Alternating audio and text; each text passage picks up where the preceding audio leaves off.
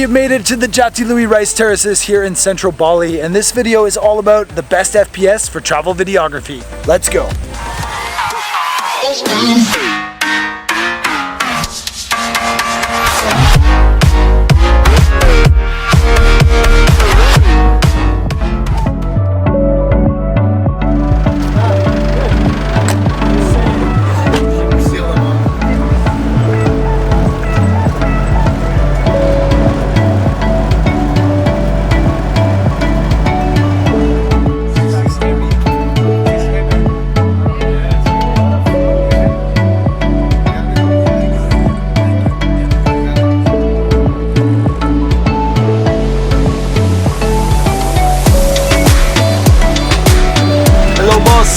Apa kabar?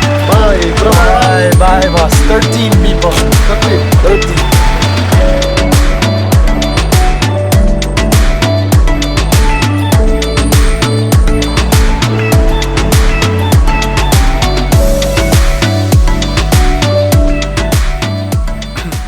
In video creation and here on YouTube, you hear a lot about FPS. Now, what does that stand for? FPS is frames per second. And you may be familiar with things like 24 FPS, 25 FPS as a car goes by, or 30 FPS, and that is because these are the sort of cinematic frame rates that people use as their base minimum to make videos. So 24 FPS is what you'll see in most films and very like cinematic sequences or filmmakers here on YouTube. 25 FPS is the frame rate that's most generally used in European TV, and then 30 FPS is what we see a lot of here on YouTube and in internet video. Then 60 FPS in real time is what you see with like reality TV. If that's not then edited on a 30 FPS timeline, which would make it slow motion at 50%. But that's a different part of another video. For this one, I want to focus on what I believe the best frame rates are for travel videography, and what I primarily shoot in is at 30 FPS, and then I can times that by 2 to bring it up to 60, or by 3 to 90, and then even by 4 to 120 FPS, which again, I'm sure you've heard of before.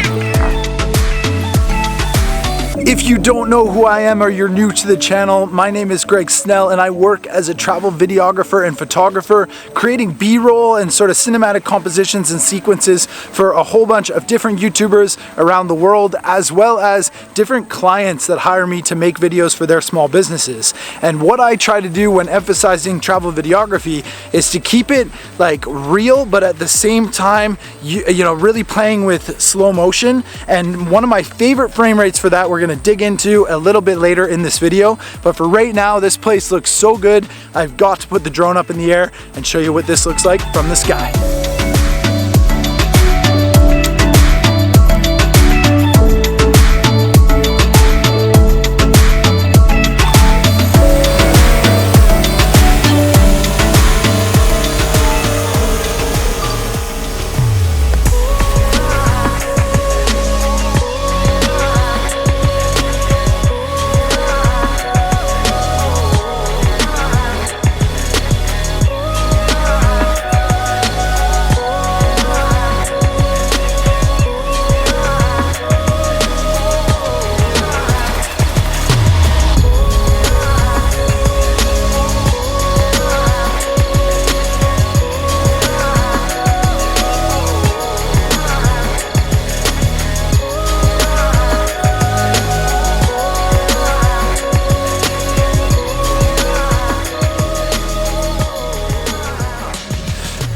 We are back down, and that was an amazing drone flight. This place looks so good from the air. I really probably could have shortened like 10 minutes of that footage, or just made a whole like rice terrace by drone video. And all that footage was shot at 4K 30. And the reason that I shoot 4K 30 is to match the footage that I've got on this timeline and this sequence for this video. Funny enough though, now that I say that, this is actually 1080p at 30, because when I'm doing vlogs, I don't really want to process all the 4K files, just to make my own editing process faster. better. Mind you, I do shoot a lot of my client stuff in 4K 30 or even 4K 60, which this GH5 does. Now, I use the base frame rate of 30 FPS because I believe that it looks best on video, but that is just my humble opinion as a creator. I know a lot of people that shoot 24 FPS and swear by it, as well as some of my European buddies that shoot 25 FPS. So it really depends on the look that you like for the videos that you're creating. But for me, and for the sake of this video, I believe that 30 FPS is the way to go as a base frame rate. Mind you, that is not what I think is the best frame rate for travel videography. So stay with us, because even though 30 FPS is the base, I don't believe that it's the best.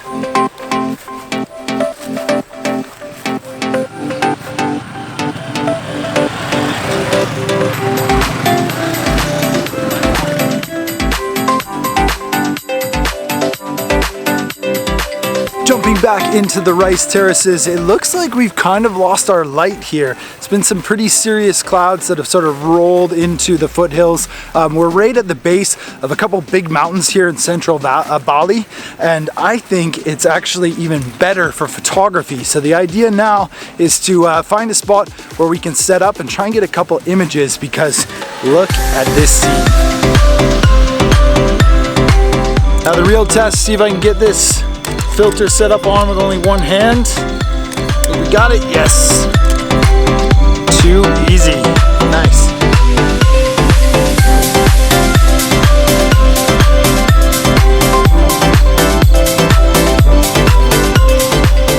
One hand, there we go. They're a bit tight, these filters, but once they're locked and loaded, it's good to go.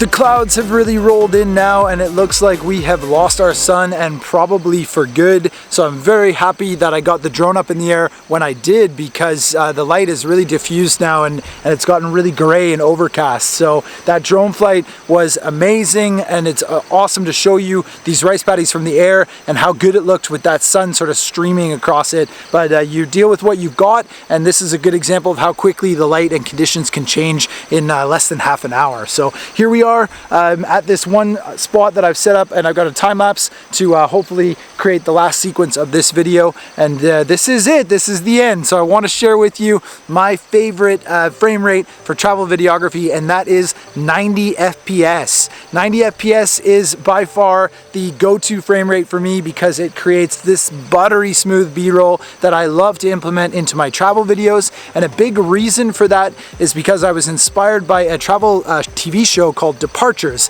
It's a Canadian TV show which aired on OLN network. If you're Canadian, you might remember that. It was 3 seasons, 2009, 2010, 2011, and the main cinematographer of that is a guy named Andre Dupuis, and he was a huge influence on me and my style and the way that I sort of see the world and try to capture it with the GH5. And big shout out to him if he's watching this. I doubt it, but that would be awesome, because the work that he produced on Departures is just absolutely amazing, and it's so cool to be able to try and implement that same style in my own travel videos. So 90 FPS creates a 33% slower frame rate than what I edit in, which is 30 FPS, and I love the effects. Depending on what your subject is, it just creates this beautiful, beautiful playback in the B-roll, and I'd say like at least 70% of my videos are shot in a 90 FPS frame rate. So if your camera can do it, try and do something similar, and then sort of play with that in your editing software and see what you think. If your camera can't do 90 FPS, definitely try and do 60 FPS and then bring it down by 50% and see what you think of the playback there, because being able to create sort of cinematic slow motion sequences in your travel videos really emphasize the location and the culture or the activity or the destination, whatever it is that you're filming, in a way that people can really kind of connect with and make them go, whoa, that looks incredible. So yes, my number one frame rate for travel videography is 90 FPS.